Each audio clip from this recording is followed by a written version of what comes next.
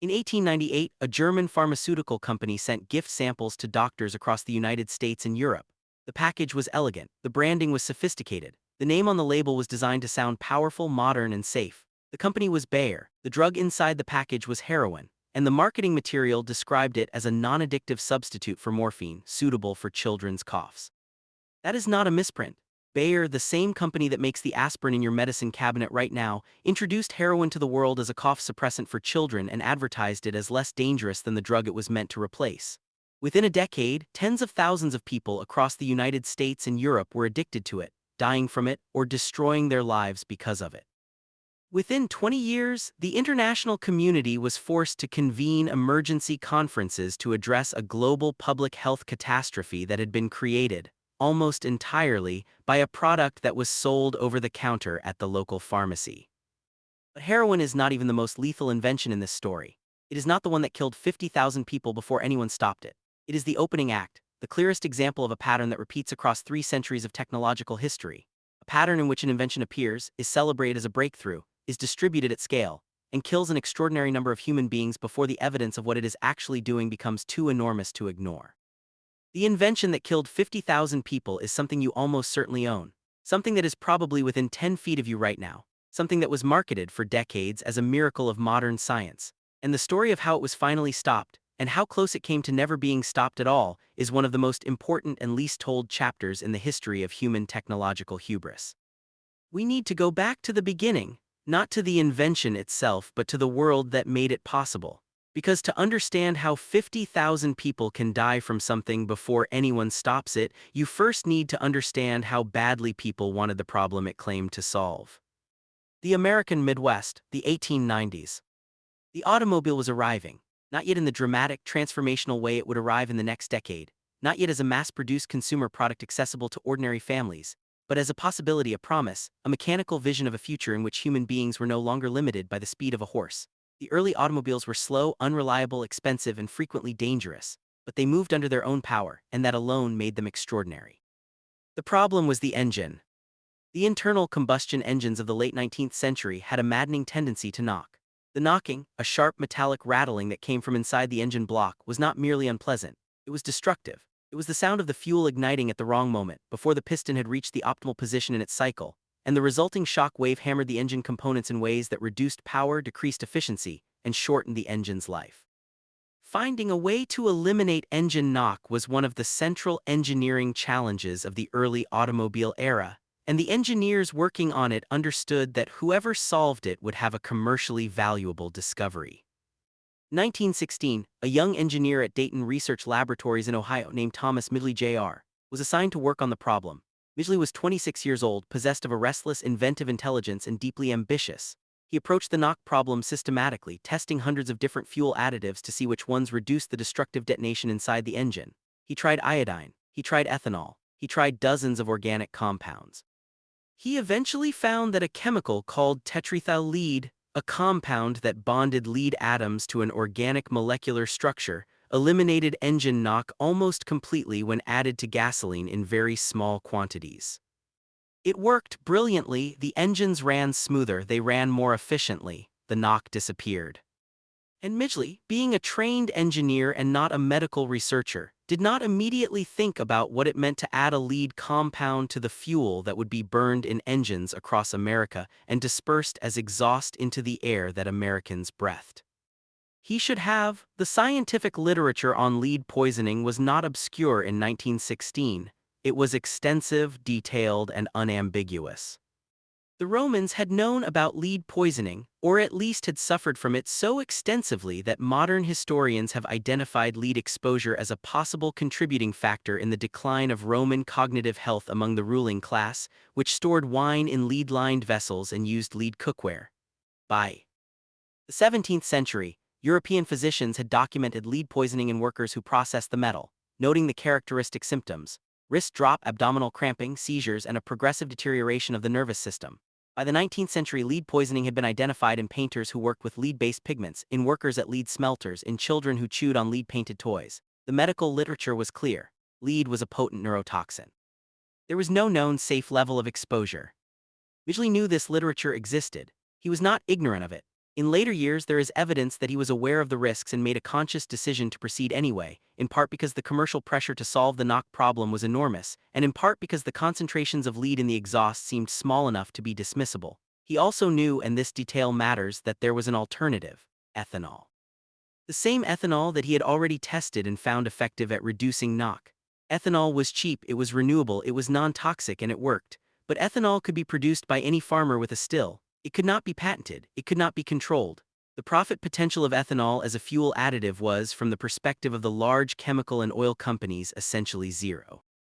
Tetraethyl lead could be patented. It was a novel chemical compound. It could be manufactured exclusively by companies with the right licenses. It could be sold at a premium. It was, from a commercial standpoint, enormously more attractive than ethanol. General Motors, which owned the Dayton Research Laboratory, partnered with Standard Oil and DuPont to form the Ethyl Corporation in 1923, specifically to manufacture and market tetraethyl lead as a fuel additive. They named the product ethyl, carefully omitting the word lead from the brand name, and began marketing it to consumers and service stations across America. And then the workers in the factories that manufactured it started dying. The Deepwater, New Jersey plant where Standard Oil manufactured tetraethyl lead opened in 1924. Within months, workers were staggering through the factory floor in states of acute neurological collapse. They hallucinated, they convulsed, they lost the ability to control their limbs. Some became violently psychotic. 5 workers died in a matter of weeks. Dozens more were hospitalized with severe lead poisoning.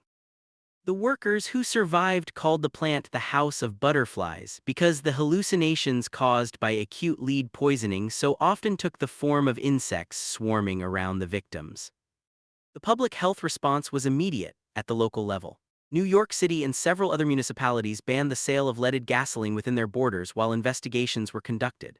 The Surgeon General of the United States convened a conference in 1925 to evaluate the evidence on tetraethyl lead and public health. Scientists testified, epidemiologists presented data. Public health advocates argued that dispersing lead compounds into the atmosphere through automobile exhaust across the entire country was a public health experiment on a scale without precedent in human history. The Ethyl Corporation's response to this testimony was not to deny that lead was dangerous. They could not deny it, the chemistry was not in dispute. Their response was to argue that the concentrations of lead in automobile exhaust were too low to cause harm to anyone who was not directly manufacturing the product. The lead would disperse in the atmosphere. It would be diluted to negligible levels. There was no evidence, they argued, that the ambient lead levels from automobile exhaust would be high enough to affect public health. It was a claim that could not be immediately disproven, because in 1925 there was no established baseline for normal lead levels in the human body. Nobody had measured what lead concentrations looked like in people who were not exposed to industrial lead. Nobody had the data to say definitively what level of atmospheric lead would produce measurable effects in the general population. That absence of data was, for the Ethyl Corporation, a form of protection. You cannot prove harm you have not measured. The 1925 conference concluded without banning leaded gasoline. The Surgeon General's report recommended caution but did not prohibit the product. The New York City ban was lifted. The Ethyl Corporation resumed production, expanded its facilities, and over the following 3 decades, leaded gasoline became the default fuel for automobiles across the United States and through American industry's global influence across much of the world. By the 1950s, the lead content of the atmosphere over American cities had risen to levels that would have been considered extraordinarily alarming if anyone had had a pre-industrial baseline to compare them against. But nobody did. The woe.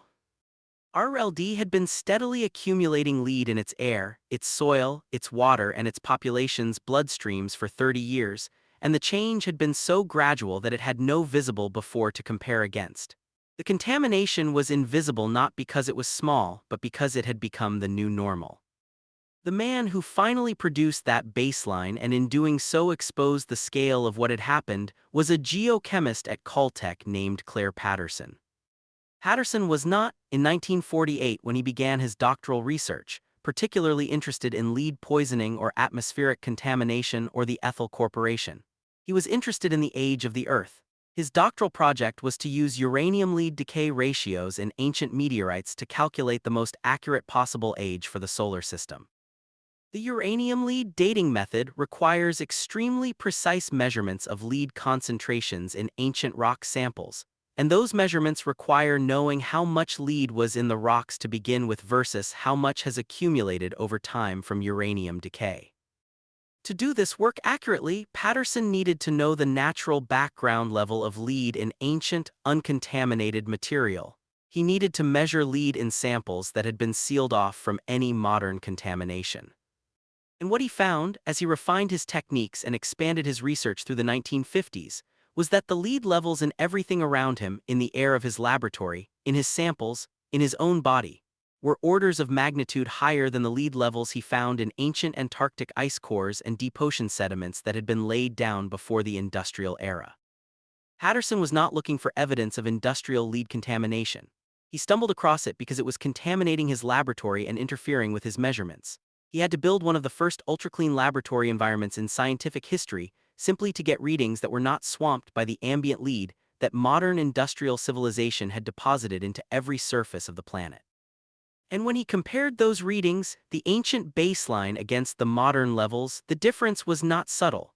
Lead levels in the mid-20th century atmosphere were roughly 1,000 times higher than they had been before the industrial use of lead began. 1,000 times. The human population of the industrialized world had been breathing, drinking, and absorbing lead at levels 1,000 times above the natural background for decades, and the medical and regulatory establishment had been operating on the assumption that this was fine because nobody had measured otherwise. Patterson published his findings, and the response from the lead industry was not engagement with the science. It was a coordinated campaign to discredit him personally, deny funding to his research, pressure Caltech to remove him from his position, and flood the scientific literature with industry-sponsored studies that reached more convenient conclusions. The campaign against Patterson lasted for years. Industry representatives sat on the committees that evaluated public health standards for lead. They funded research programs at universities. They cultivated relationships with the public health officials who set exposure limits. They created, systematically and deliberately, the scientific uncertainty that regulatory agencies needed to justify inaction. This is the machinery by which 50,000 people died. Not in a single catastrophic moment, not in an explosion or a collapse or a visible disaster, but in the slow accumulation of neurological damage across a population that had been told, consistently and by authoritative voices, that the substance accumulating in their bodies was not harmful at the levels they were encountering it.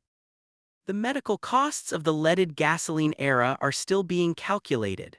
Lead exposure has no safe threshold. Any increase in blood lead level above the natural baseline produces measurable neurological effects, particularly in developing brains. Children exposed to elevated lead levels show reductions in IQ, increased rates of learning disabilities, elevated rates of attention disorders, and, in a finding that has proven among the most disturbing in the entire literature, significantly elevated rates of violent behavior in adulthood. Economists and criminologists who have studied the relationship between leaded gasoline use and crime rates have found a correlation so consistent across different countries and different time periods that it has become one of the more robust findings in environmental criminology. The rise and fall of violent crime in the United States in the second half of the 20th century tracks, with roughly a 20-year lag, the rise and fall of atmospheric lead from leaded gasoline. Children born in cities during the years of peak lead exposure grew into adults with measurably higher rates of impulsive violence. ASLE. A day gasoline was phased out and atmospheric lead levels fell, the next generation of children grew up with lower lead exposure, and lower rates of violent crime followed reliably 2 decades later. The deaths attributed directly to lead poisoning from leaded gasoline are estimated in the tens of thousands in the United States alone over the decades of its use. The broader neurological damage, the IQ points lost, the learning disabilities acquired, the violence perpetrated by people whose impulse control was compromised by neurotoxin they were exposed to as infants, represents a cost that is probably impossible to fully quantify. Thomas Midgley Jr., the engineer who invented tetraethyl lead, never faced legal consequences for his invention. He was celebrated during his lifetime as a brilliant innovator. He also invented the chlorofluorocarbons, the CFCs that would later be found to be destroying the ozone layer, making him, as the environmental historian J.R. McNeill has argued, possibly the single organism in Earth's history that has had the greatest impact on the atmosphere. The Ethyl Corporation continued to manufacture tetraethyl lead for American gasoline until it was finally phased out under the Clean Air Act amendments of the 1970s and 1980s. The phase-out was not completed in the United States until 1996, 72 years after the workers at the House of Butterflies first started dying on the factory floor. Algeria became the last country in the world to ban leaded gasoline in 2021. Almost a century, from the first deaths in 1924 to the global ban in 2021. Almost a century of a product that its own manufacturers knew from the first weeks of production was capable of killing the workers who made it. The story of leaded gasoline is not a story about ignorance.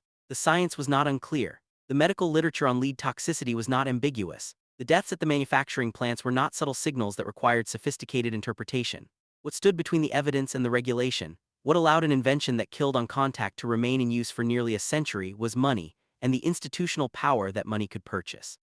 The chemical companies funded research. The research produced doubt. The doubt justified inaction.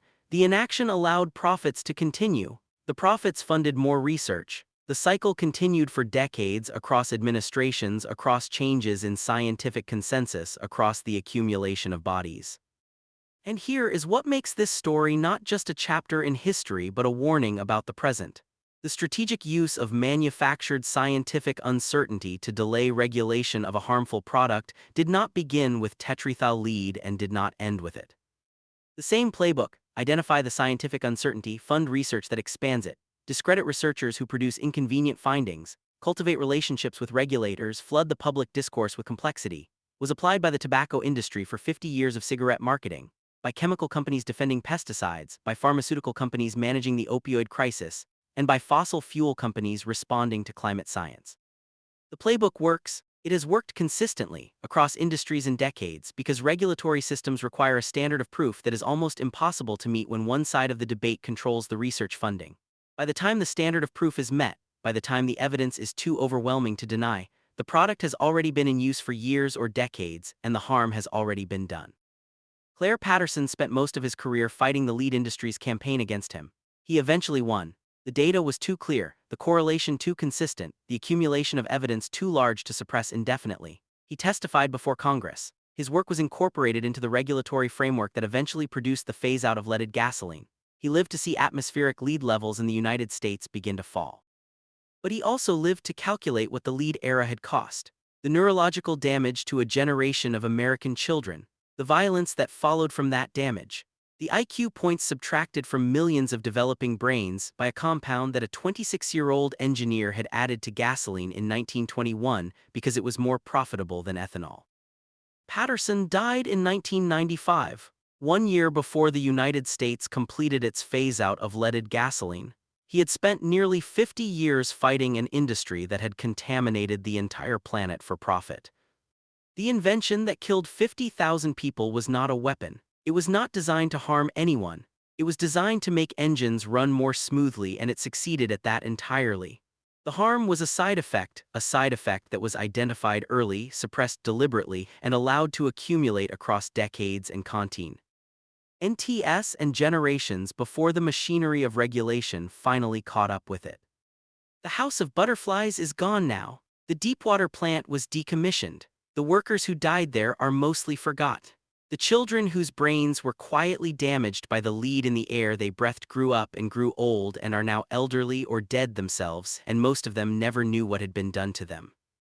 But the lead is still there, in the soil, in the sediments at the bottom of rivers, in the bones of everyone who lived through the leaded gasoline era, measurable, permanent.